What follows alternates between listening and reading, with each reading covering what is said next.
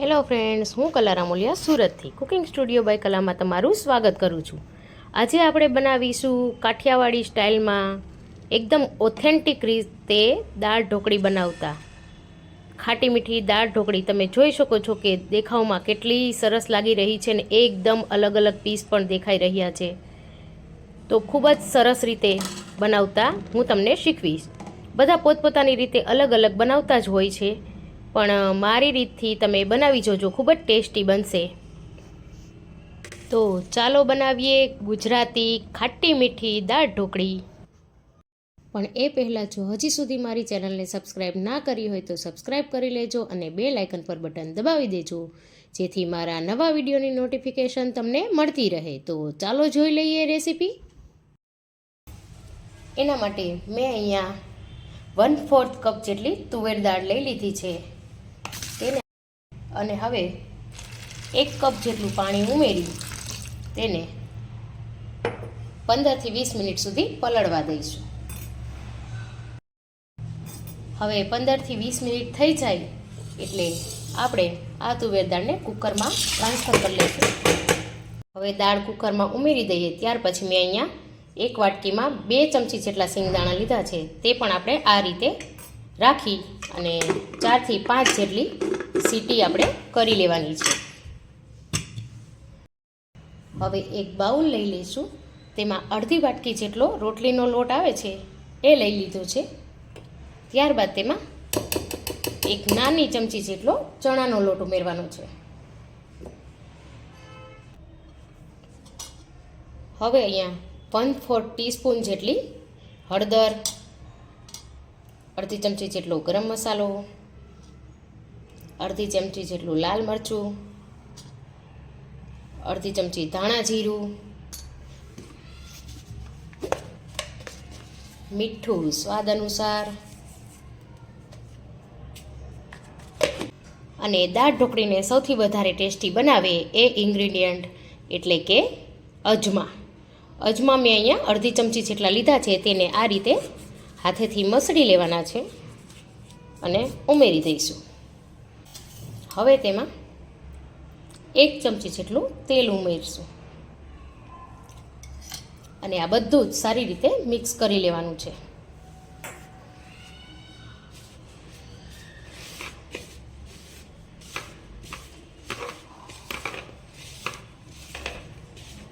બધું સારી રીતે મિક્સ થઈ જાય એટલે આપણે તેમાં ધીમે ધીમે પાણી ઉમેરતા જઈ, વધારે કઠણ પણ નહીં અને વધારે નરમ પણ નહીં એવો લોટ બાંધી લેવાનો છે।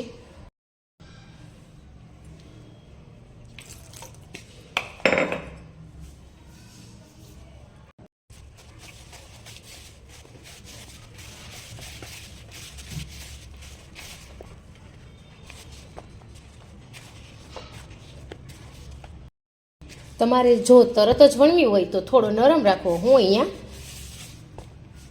5 થી 7 મિનિટ સુધી તેને રેસ્ટ આપીશ, એટલે થોડો મેં કઠણ રાખ્યો છે આ રીતે।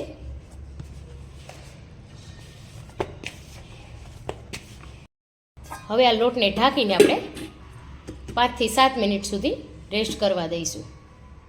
હવે દાળનો વઘાર કરવા માટે મેં અહીંયા 1 નંગ મીડિયમ સાઇઝનું ટમેટું લઈ લીધું છે, જેને આપણે એકદમ ઝીણા ઝીણા ટુકડામાં કાપી લઈશું।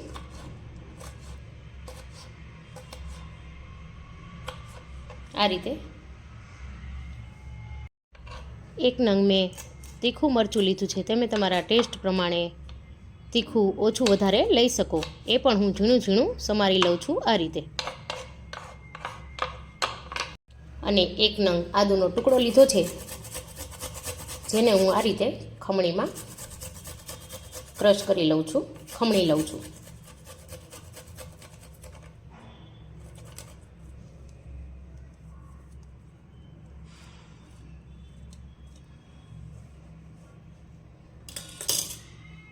હવે આ બધી જ વસ્તુને આપણે એક વાટકીમાં લઈ લઈશું, જેથી વઘાર કરીએ ત્યારે સરળતા રહે ઉમેરવામાં। આ બધી વસ્તુ મેં વઘાર માટે અહીંયા તૈયાર કરી લીધી છે। 3 થી 4 સીટી પછી આપણી દાળ સરસ બફાઈ ગઈ છે અને સિંગદાણા પણ સરસ બફાઈ ગયા છે. આ રીતે તમારે કાચા ઉપરથી નાખવા હોય વઘારમાં તો પણ નાખી શકો, પણ મને આ રીતે પસંદ છે એટલે હું આ રીતે લઉં છું. હવે તેનું દાળનું પાણી આમાંથી કાઢી નાખીએ અને દાળમાં આપણે 1 કપ જેટલું પાણી ઉમેરી દઈશું અને ત્યારબાદ તેને આપણે બ્લેન્ડ કરી લેવાની છે.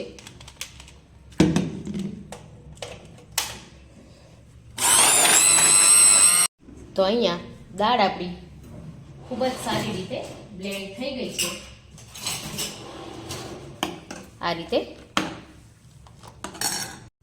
હવે મેં અહીંયા એક પેનમાં 2 મોટી ચમચી જેટલું તેલ ગરમ કરવા માટે મૂકી દીધું છે.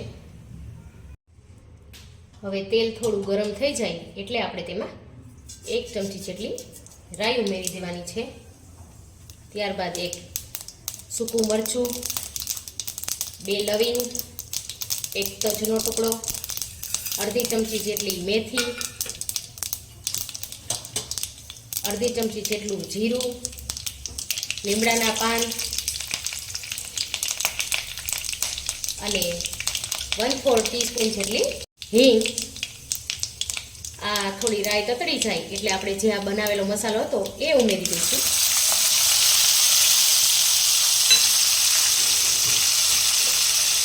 અને 1 મિનિટ એને આ રીતે સાતળી લઈશું.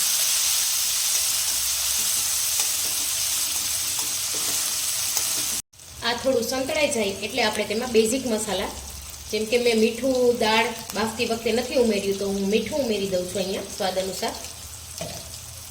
ત્યારબાદ અડધી ચમચી જેટલું ધાણા જીરું, અડધી ચમચી જેટલું લાલ મરચું, કેમ કે લીલું મરચું મેં અહીંયા વધારે ઉમેરેલું છે તો લાલ મરચું વધારે ઉમેરવાની જરૂર નથી.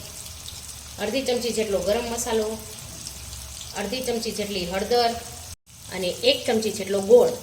જો તમને મીઠું વધારે પસંદ હોય તો થોડું ગોળ વધારે ઉમેરવું.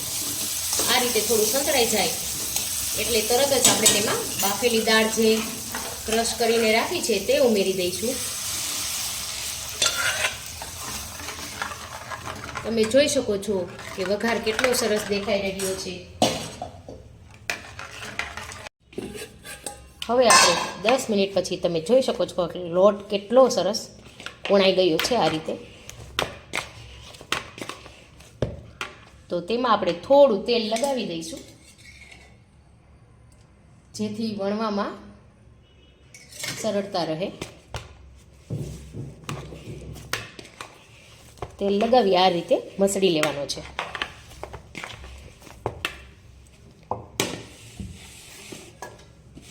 હવે આમાંથી 2 લુવા આપણે કરી લઈશું. વધારે જાડી પણ નહીં અને વધારે પાતળી પણ નહીં, એ રીતની આપણે આમાંથી રોટલી વણી લેવાની છે. એને આપણે થોડું સૂકા લોટમાં આ રીતે રગદોળી લઈશું એટલે વણવામાં ખૂબ જ સરળતા રહે.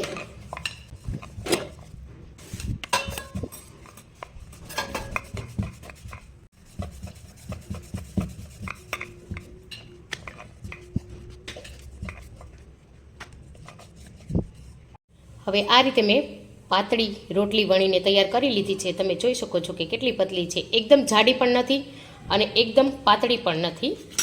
હવે આને આપણે કાપા કરી લઈશું. કાપા તમે તમારી ઈચ્છા મુજબ ચોરસ શેપમાં કે પછી ડાયમંડ શેપમાં કટ કરી શકો છો. મેં અહીંયા આ શેપમાં કટ કર્યા છે. ટ્રેડિશનલી આ રીતે જ બને છે. તમે જોઈ શકો છો કે કટિંગ સરસ થઈ ગયું છે.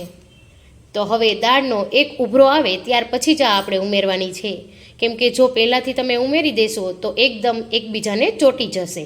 એટલે દાળમાં એક ઉભરો આવે તેટલી દાળ ગરમ થાય એટલે આપણે તેમાં આ ઢોકળી ઉમેરી દઈશું. દાળમાં તમે જોઈ શકો છો કે ધીમે ધીમે એક ઉભરો આવવાની તૈયારીમાં જ છે. આ રીતે તો આપણે પાછું એકવાર મિક્સ કરી લઈશું. અને તમને જો ટમેટા થોડા દેખાય એ પસંદ ના હોય તો તમે ટમેટાને ક્રશ કરીને પણ ઉમેરી શકો છો. આ રીતે એક ઉભરો આવે ત્યાર પછી આપણે તેમાં બનાવેલા ઢોકળીના પીસ ઉમેરી દઈશું. આ રીતે ચાકુની મદદથી ખૂબ જ સરળતાથી નીકળી જશે. આ રીતે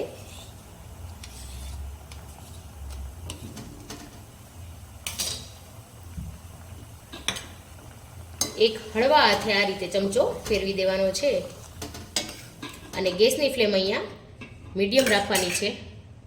પાછું એક ઢોકળીની બીજી રોટલી જે વણવાની બાકી છે તે પણ આપણે બનાવી લઈશું. આમાં તમે એટલા જ પીસ ઉમેરો તો પણ ચાલે, પણ મને ઢોકળી વધારે પસંદ છે એટલે મેં અહીંયા ઢોકળીને વધારે લીધી છે.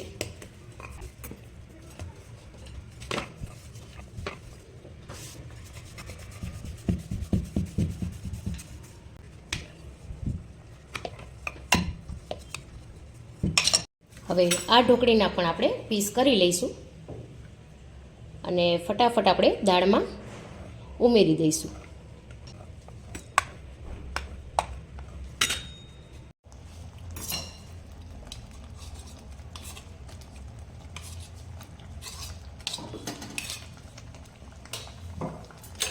હવે આપણે એક હળવા હાથે આ રીતે મિક્સ કરી લઈશું અને જે આપણે દાણા બાફ્યા હતા એ પણ આમાં અત્યારે ઉમેરી દઈશું.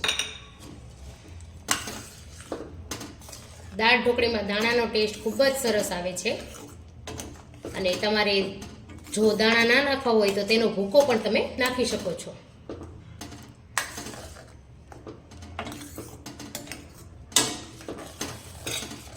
તમે જોઈ શકો છો કે ધીરે ધીરે આપણી ઢોકળી સરસ થવા લાગી છે અને પાણી પણ થોડું બળી ગયું છે. આ જગ્યાએ તમારે થોડું પાણી ઉમેરવું હોય તો તમે ઉમેરી શકો. મેં અહીંયા 2-3 ચમચી જેટલું પાણી ઉમેરેલું છે જેથી ઢોકળી ચડે એટલે થોડું પાણી આમાંથી દાળમાંથી શોષાઈ જશે.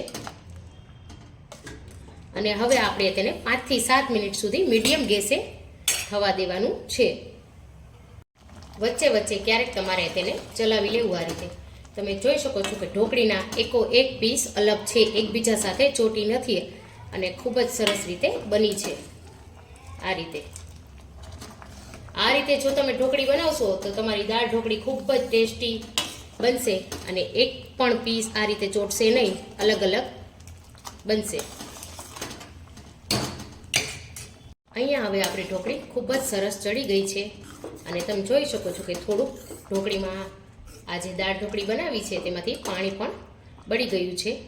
તો આ રીતની કન્સિસ્ટન્સી આપણે રાખવાની છે આમાં. અને હવે તેમાં 1 લીંબુનો રસ ઉમેરી દઈશું અને સારી રીતે મિક્સ કરી આપણે ગેસની ફ્લેમ હવે બંધ કરી દેવાની છે. આ રીતે આપણી ઢોકળી બિલકુલ તૈયાર છે. તમે તેનો કલર, ટેક્સચર જોઈ શકો છો કેટલું સરસ દેખાઈ રહ્યું છે. હવે તેમાં ઉપરથી થોડા લીલા ધાણા આપણે આ રીતે ઉમેરી દઈશું.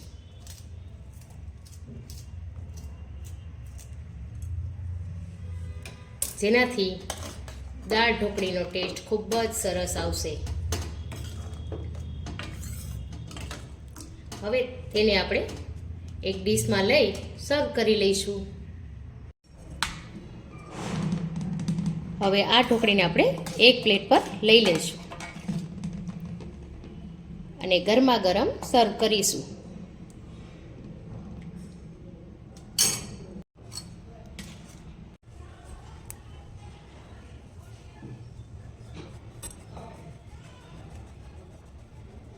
આ ગરમમાં ગરમ ઢોકળીને આપણે ઘઉંના ખીચિયા પાપડ સાથે સર્વ કરીશું.